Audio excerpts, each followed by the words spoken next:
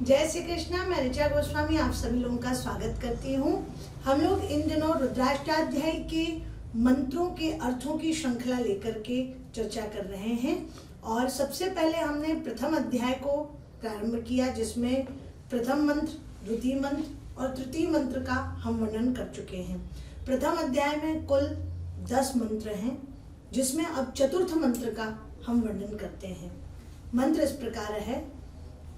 ओम सहस्तो माहा सह छंदस आवृतः सह प्रमारिखयः सप्तदैव्याः पूर्वे खाम पंथा मनुदृश्य धीरा अन्वाले भिरेरत्यो नरस्मिन्। अर्थात प्रजापति संबंधी मरीचि आदि 7 बुद्धिमान ऋषियों ने स्तोम आदि सामवेद के मंत्रों द्वारा, गायत्री आदि छंदों द्वारा, उत्तम कर्मों व श्रुति प्रमाणों के साथ अंगिरा आदि मुनियों के पूर्वजों के बताए गए मार्ग का, अनुष्ठित मार्ग का अनुसरण करते हुए सृष्टि यज्ञ को उसी प्रकार संपन्न किया जिस प्रकार एक कुशल रथी अपने अश्व को लगाम की सहायता से अभीष्ट स्थान तक की ओर ले जाता है। ये तो हुआ मूल अर्थ। अब इसका हम तात्पर्य समझें। यदि हम सृष्टि उत्पत्ति की कथा का वर्णन करें तो हमें इस प्रकार देखना होगा, जैसा शिव पुराण में बताया गया है कि जब सृष्टि का आदि काल था, मतलब अभी सृष्टि प्रारंभ ही नहीं हुई थी, तब उस समय महाप्रलय के समय ब्रह्म जो निर्गुण निराकार रूप में स्थित था, वह संकल्प करता है, एको हम बहुश्यामा, अभी मैं एक हूँ, अब मैं बहुत हो जाऊं। और इस संकल्प के साथ वह साक्षात भगवान सदाशिव के रूप में सगुण रूप धारण करते हैं। फिर उन्हीं के ही शरीर से उनकी परम आह्लादनी शक्ति सदाशिवा का प्राकट्य होता है। तत्पश्चात दोनों काशी को अपनी विहार स्थली बनाते हैं और फिर उसके बाद भगवान नारायण की उत्पत्ति होती है। भगवान नारायण के नाभि कमल से ब्रह्मा जी की उत्पत्ति हुई। ब्रह्मा जी को भगवान नारायण ने भगवान शिव का आदेश सुनाते हुए कहा कि तुम सृष्टि करो। ब्रह्मा जी सृष्टि कार्य में लिप्त हो गए।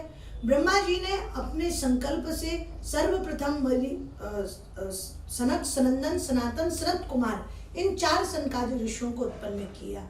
इन्हें भी आज्ञा दी सृष्टि करने के लिए, परंतु वह निवृत्ति मार्ग का अनुसरण करने वाले ब्रह्मवादी मुनि होने के कारण सृष्टि कर्म करने से मना कर दिए, जिससे ब्रह्मा जी को कोप आया और उनके दोनों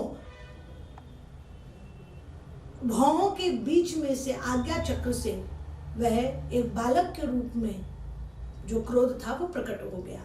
वो जो बालक जन्म लेते ही रोने लगा, उस बालक का नाम पड़ा रोतनाथ रुद्र। भगवान सदाशिव का सगुण अवतार रुद्र 11 अवतार में से एक है।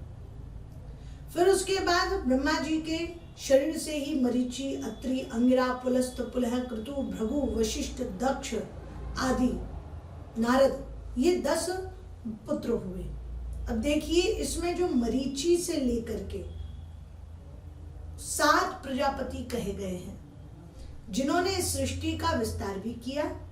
और इस सृष्टि की उत्पत्ति के पूर्व में यदि किसी कर्म का आदेश दिया गया कि क्या करना चाहिए, अब तो सब उत्पन्न हो गए तो करनी क्या है, तो बोले यज्ञ करो। तो जो सर्वप्रथम कर्म की परिकल्पना की गई थी वो यज्ञ के रूप में की गई थी। मरीचि आदि ऋषियों ने, प्रजापतियों ने यज्ञ को बड़ा महत्व दिया, क्योंकि यज्ञ भगवान का साक्षात विग्रह माना गया है और यज्ञ में जो अग्नि होती है वही देवताओं का मुख है। जब हम मंत्रों का उच्चारण करके यज्ञ में आहुतियां समर्पित करते हैं, तभी वह देवताओं के आहार के रूप में प्रयोग में आती है और उससे देवगण पुष्ट होते हैं, उन्हें बल मिलता है। इसलिए यज्ञ को महान बताया गया है। और भगवान ने भी कहा है कि तुम यज्ञ करो, परंतु कैसे करो? निष्प्रिय होकर के, बिना फल की कामना के साथ यज्ञ माचरत, यज्ञ करना चाहिए।